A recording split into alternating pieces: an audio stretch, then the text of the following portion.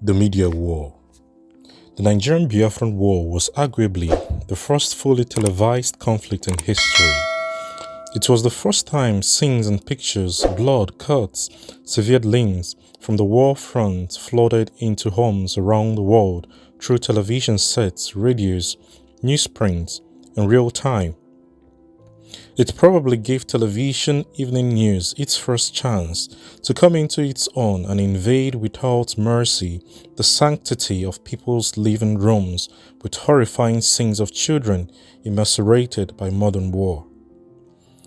One of the silver linings of the conflict, if one can even call it that, was the international media's presence throughout the war. The sheer amount of media attention on the conflict led to an outpouring of international public outrage at the war's brutality.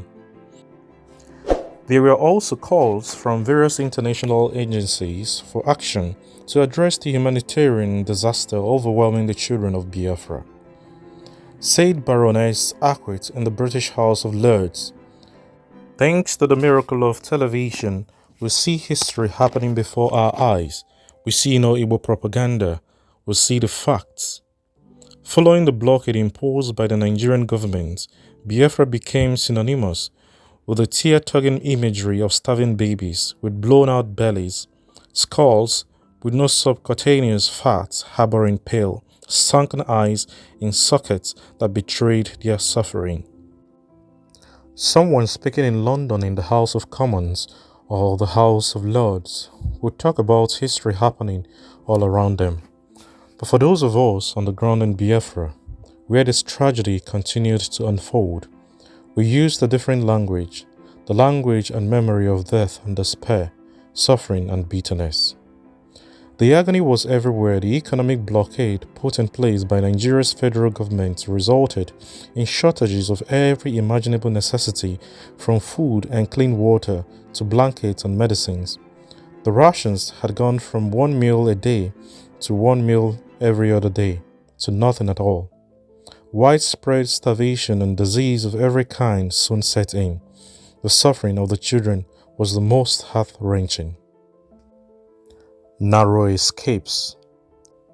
At another stop in the town of Okporo, we met a very pleasant gentleman who took my entire family in. He offered Christy and me the only finished room in the mud house he was still building. The rest of the floors were yet to be plastered. He moved out his belongings from the finished room and moved our things into it. We argued with him, but he would not hear it and insisted that we stay in his most comfortable room. We more or less settled in. One was not sure where the war was headed, so we decided to stay in Okporo for as long as our host would have us. There was a great deal of confusion about the status of the Republic. This was at the tail end of the conflict.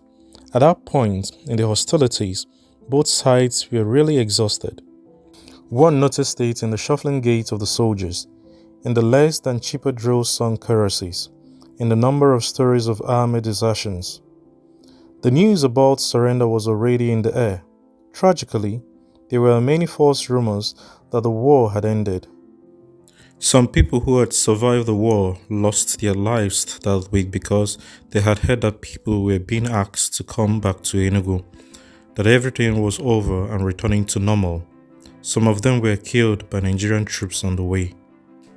The federal troops soon arrived in Okporo and broke our idyllic village existence.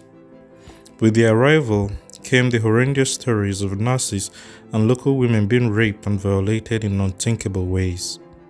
One day, the Nigerian soldiers came to the compound and we hid our daughter, Chinelo, who was 8. I was in the kitchen making bread in the earth laterite oven that we had designed. I watched the soldiers from the kitchen window for a while as they pranced around the compound and demanded that its owner hand over a large black and white spotted goat that was tied to the fence in a corner near a building that served as a storage area. The animal was oblivious of the soldiers' menacing presence and busy chewing cud. its jaw swaying from side to side in between nibbles of long strands of elephant grass. The goat had sentimental importance to the wife of the owner of the residence. We learned from her pleas. It had been a gift from her father, so she refused to hand over the animal to the soldiers. I talked to the soldier for a while, overwhelmed by the strong smell of kai, a local gin, on their breath, and in Igbo persuaded the wife of our host to give the soldiers the animal or be willing to lose her life and ours in the process. A small crowd had gathered to watch this spectacle. The soldiers at this point were showing off, pointing their rifles in our faces. As they marched off, they instructed the animal's owner to take care of the goat for them in their absence, because they were still on duty.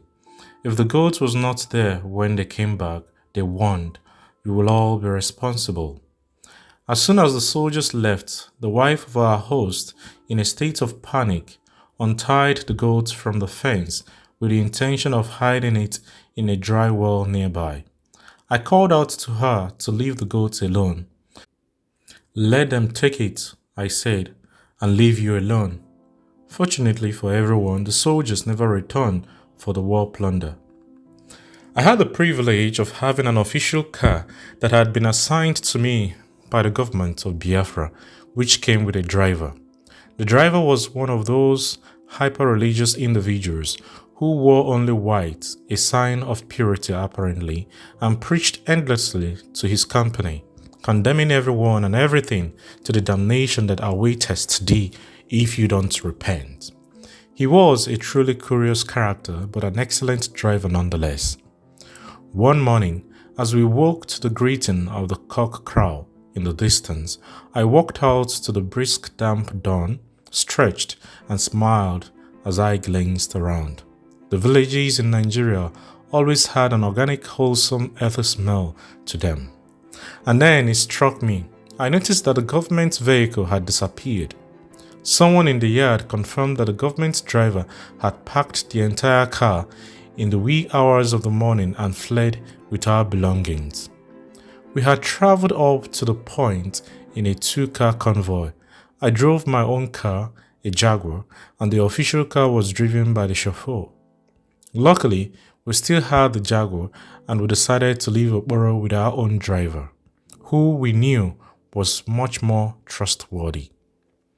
We took the other driver's disappearance as some sort of omen, thanked our hosts for their wonderful hospitality, and departed in the early afternoon with the intention of traveling back to Ogidi, my ancestral home. We headed north towards Onitsha, 6 miles from Ogidi. It was getting quite dark by the time we got to the outskirts of Oba, a few miles from Otu Onitsha.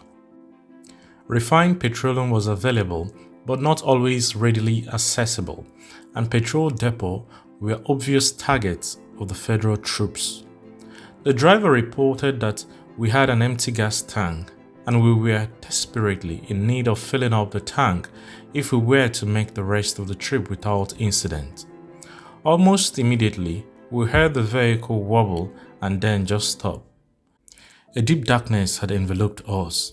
There was no moonlight, so it seemed even darker, and our circumstances made the darkness seem even more ominous. We knew that one never ventured into canteens or restaurants for fear of meeting one's death at the hands of drunken soldiers. We decided that we would spend the night in the car. In the middle of the night, some young men started walking around the car, circling menacingly. They had come out of a restaurant where they had been drinking, staggering clumsily and laughing and speaking at the top of their voices. We were very frightened. The driver and I got out of the car and started pushing the vehicle for quite some time until we encountered some Biafran soldiers in a jeep. The captain recognized me and advised us not to travel any farther this particular night, and he got his men to help us push the car the rest of the way to a petrol depot where we filled our gas tank, parked the car at the corner, and passed the night there. The next morning, we set out very early gradually, moving in occasional spots and starts, since the fuel in the car's tank clearly was adulterated. Not for the last time, we were happy to be unscathed.